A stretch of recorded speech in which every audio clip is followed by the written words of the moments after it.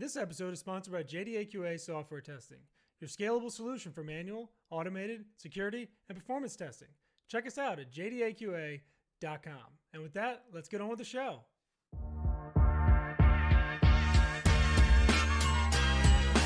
This is The First Customer, hosted by Jay Agner.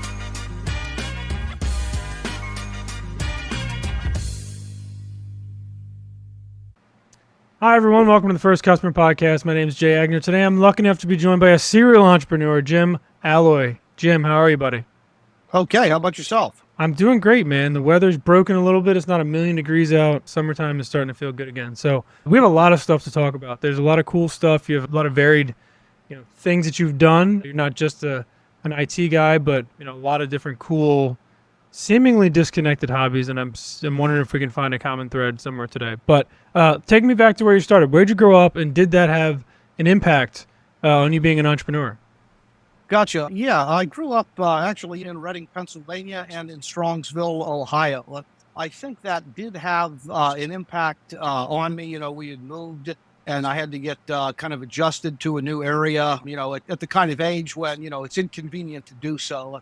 And I think that in sort of the type A kind of fight that had to come out to navigate through that in my childhood, I think sort of formed the entrepreneurial type A, personality that I have. So, they always say that sometimes when we, aren't in optimal situations, fantastic greatness can come out of it. I see that as kind of the, the root at how I kind of started down the road I've started down.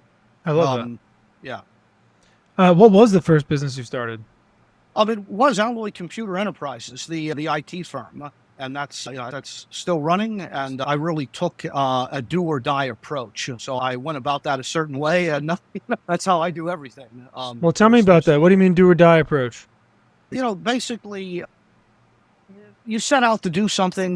There's a lot of founders that, they bring in venture capital. They've got a certain kind of runway, a certain time limit. And if they can't get to a certain point by a certain date, it's a bust and they move on. The ventures that I have started, not just the IT company, but some of the other ones, I look at them in a totally different fashion. I look at that as a mission that it's going to succeed or I'm going to die. And that's a very different kind of approach, whenever you go down that road. And that's how I really approach all of the endeavors that I start. And that's why all of them get to a point where they're operational, they become profitable, and we just keep going with them. So, when it came to the first business, the IT company, I did get some outside investment. I did take and really jump off a lot of cliffs financially. So I put myself in a position where I really had no choice, but to be successful, because the alternative was ghastly. So that approach, I think, fueled the success. I developed a certain kind of work ethic that's just carried with me, ever since. So, love that. Literally do or die. Do you remember who your first customer was and how you got them for Aloye back in the day? Yes. So actually, I wouldn't say there was a first customer. There was a first batch, maybe like 10. I was heavily involved with a family of companies called the Draw family of companies. They consisted of like Draw Group, Draw Pro Services, Canyon Compressor, Aaron Pump. They were eventually bought out by Atlas Copco, and I continued providing web and application hosting for them until Atlas Copco ingested all of them. A company that I was working with and doing a lot of managed services for was a company called East Tech Chemical and then Chemtech Specialties out of Philly. They were eventually acquired by Brenntag, and we continued to do a lot of application hosting and things for them until years later, Brenntag just kind of brought everything in-house. And the other company that really bought the entire suite of products and services that we offered right at the get-go was Diversified Mechanical. Now, their story was kind of interesting because they were an offshoot of the original Corbett's Corporation that pretty much built, the entirety or the majority of Atlantic City. That company split into like 5, 6, or I think 7 smaller companies that did specializations, and one of them was in Reading, and that's how they found me, and we sort of went forward and did all their IT stuff. I went to college, so just to kind of make the connection, I originally was going to college for electrical engineering, but like first year in, kind of switched over to CIS and switched over to Alvernia College at the time, not university, so a while ago, because I liked how they did CIS compared to the other colleges in the region. And the interesting thing about Alvernia was they didn't have an IT department at the time. Their CIS program, the professor and the students basically ran the IT, maintained all the servers, and it was a very small department. It was like me and literally 2 or 3 other guys, and that was it. So I scored a full-time job there literally as a student. So I went to classes at night and literally got a paycheck during the day, and I did everything along with 2 other guys. And the experience and the knowledge that I got working there as an employee was exponentially greater than the actual education. I mean, it was a miracle at the right place at the right time, and literally did everything soup to nuts from the ground up. And with that knowledge, that's really what let me go out and start the company, because like I had it all. I did it all. And when I started the business, I literally started Aloye Computer Enterprises, and we had 2 services. Dial-up internet access. We're competing with AOL and CompuServe. We had our own CDs. I had numbers all over the U.S. If you go out to my Instagram, I think I even have the picture of one of the original CDs up there, and also web hosting and email. So I had a server farm. I had a T1 coming into the facility where we had all this stuff. And, that's sort of how it started. It was a web hosting company and dial-up, nationwide dial-up internet access, and just went forward from there. Tell me a little bit about the other businesses that you started along the way. I see there's such a, it's something about Tapestry, and then there's like a data. There's like, it looked like, first of all, I've never seen as many founder CEO titles in somebody's background. And I think that I saw as yours. It was just like, every time I scroll a little bit further, I'm like, wow, he founded something else and something else and something else. What's the briefest run through those different companies that you've spun up along the way? Gotcha. That comes out of, if I'm going to do something of value for somebody, and there's the opportunity to just redo it and keep doing it and, get paid for it, that's the mindset that I've gone forward with these other things. Take the investigations company, for example.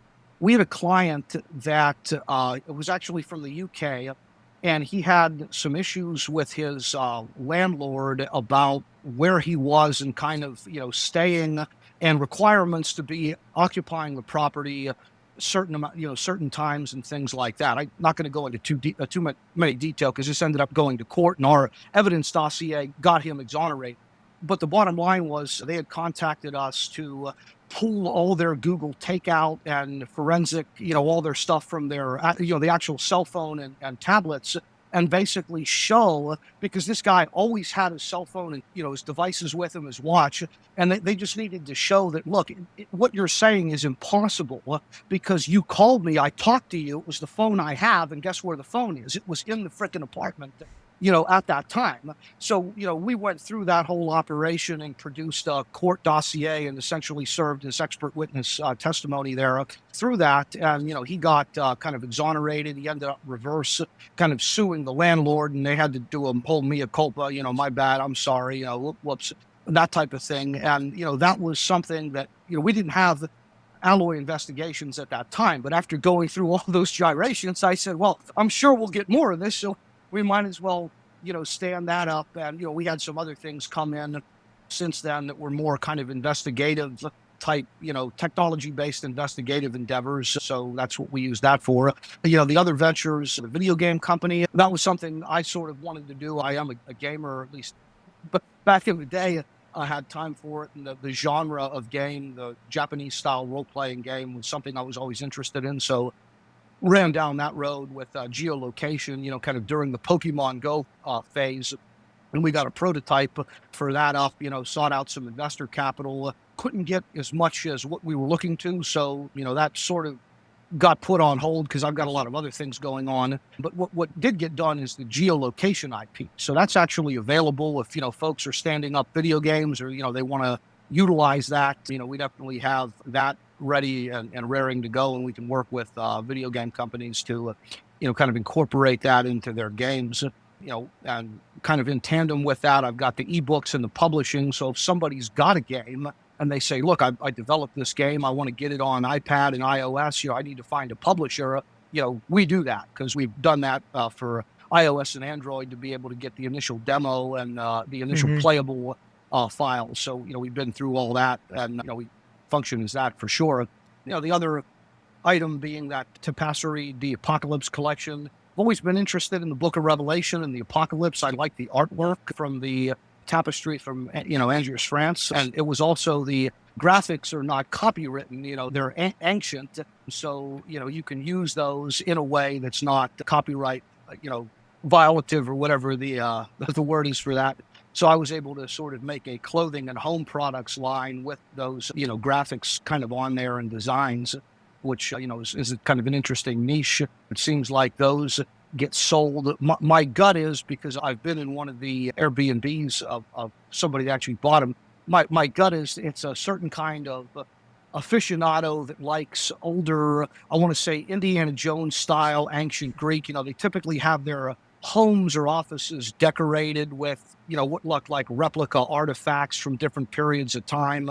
And these, pillows and different things just sort of fit right in with that decor. So, they're buying them. They're not buying them like it's an everyday brand, but there's definitely, a decent amount of sales going on. So I would imagine that it's, there's a certain type of individual that sort of fancies that stuff. And, I think that's that.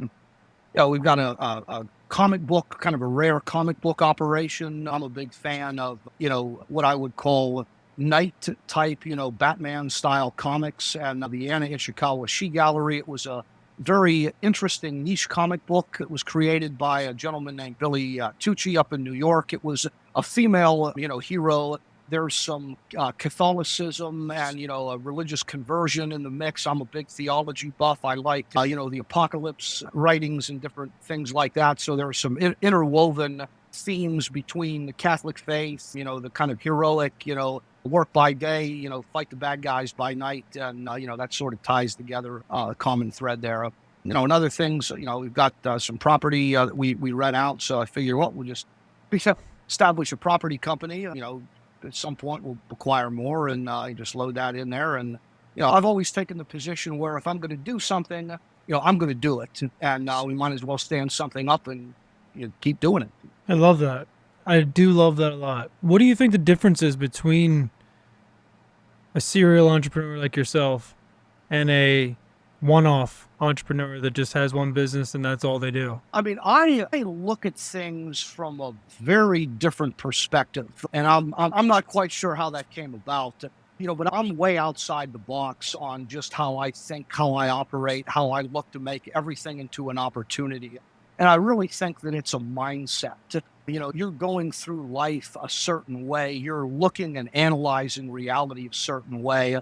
I don't know if it's something that you're born with, if it's a choice that you make, if you just kind of get there somehow, without deliberately choosing. But everything I do, I'm kind of looking at, can I redo this? And if I'm going to do it, let me do it in a way that I can repackage and redo it 100, 1,000, a million times, moving forward. Can I, I've got some like back end staff that deal with the technology, keep the servers running, keep the lights on and stuff like that.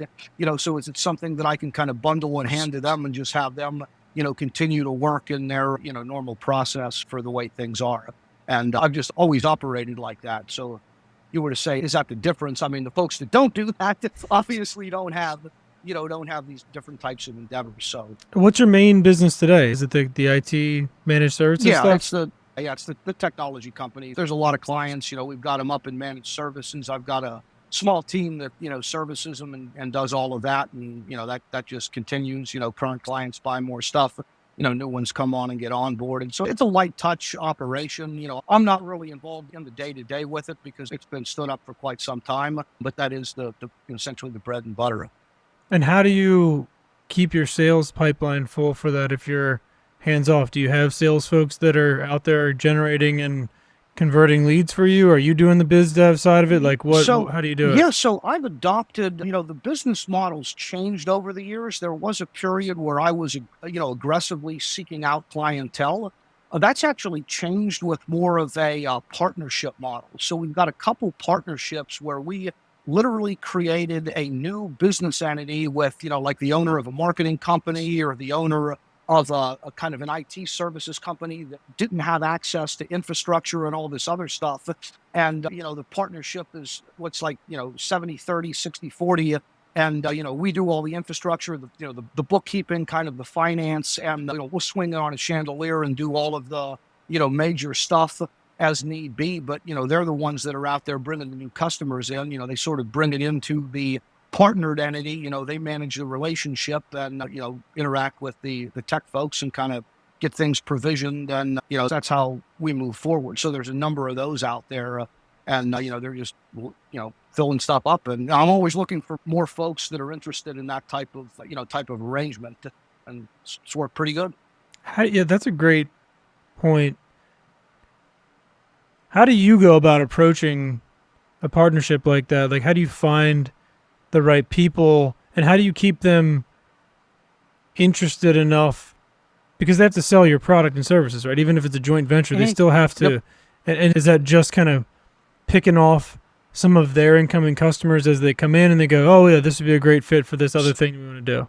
Yeah, so some of them, they've always come to me, and I've sort of, vetted and kind of analyzed, who is this, what, but the ones that we've actually established with, they've had a pre-existing customer base, was actually in need. They're paying these different companies to do something, and they're thinking, well, what if I did this? Well, I can't do it. I don't have the money. I don't have the knowledge. I don't have the infrastructure. Maybe there's somebody out there that's open to this sort of thing, and they're not massive with bureaucracy and red tape. If there's another owner like myself that I can find, and that's how they've come in, and that's kind of how the partnership materialized.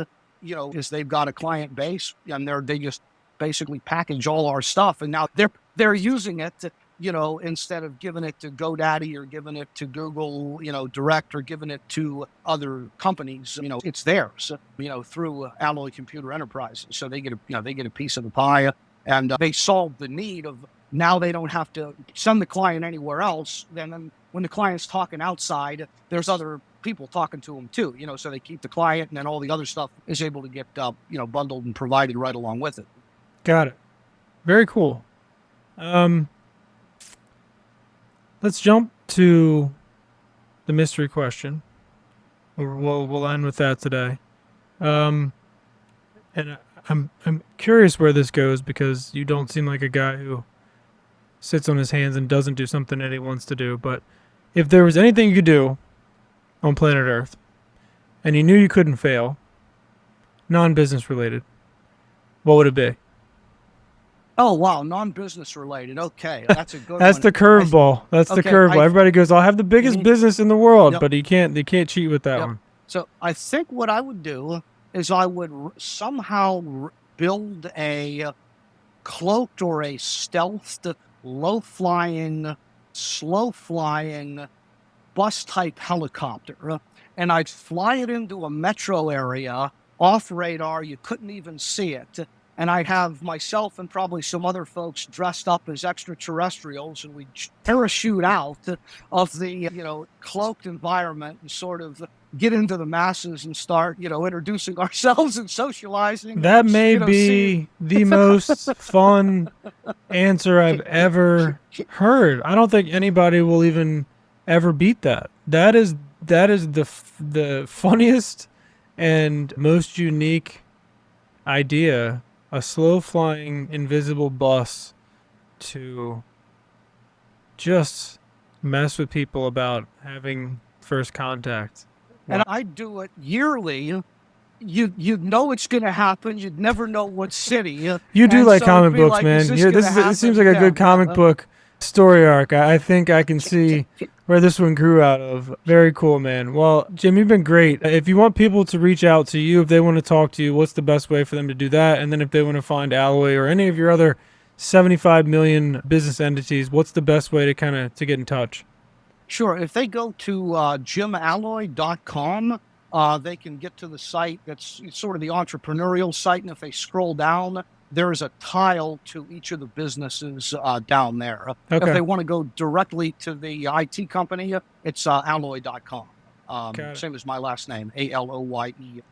All right, we'll link that in the show notes. Well, Jim, man, very impressive guy. Thank you for sharing some of your thoughts today. I think the partnerships thing is really, I think some of the stuff you talked about there, especially spinning up a separate entity, is something we haven't talked about before. So I think that's a really cool kind of tidbit. Just in general, with turning everything you do that may not be a main vein of your business has the opportunity to be its own company. I think that's a great idea, and I think, maybe some people pick up on that. So thanks for joining us today, buddy, and we'll talk again soon, all right?